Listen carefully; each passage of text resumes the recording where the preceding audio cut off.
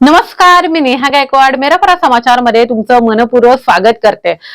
उपमुख्यमंत्री अजित पवार यांचा video social मीडियावर व्हायरल होत आहे। त्याचं कारण असं की माढा तालुक्यातील कुर्डू या गावामधील मरुम उत्खनन होत असताना तेथील महिला महसूल अधिकाऱ्यांना अजित पवार यांनी फोन कॉलच्या मार्गातून त्यांच्यावर दादागिरी केल्याचा व्हिडिओ सोशल मीडियावर व्हायरल होत आहे।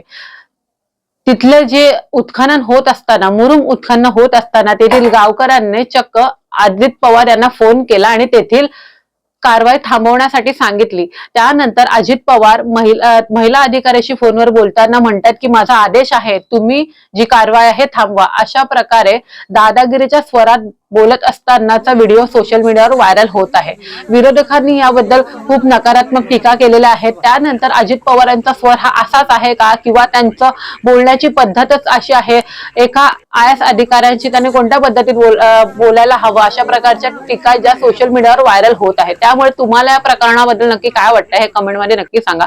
अशाच नवीन अपडेट सोबत आपल्यासोबत जोडून राहा। नेहा गायकवाड, मेरापरा समाचार।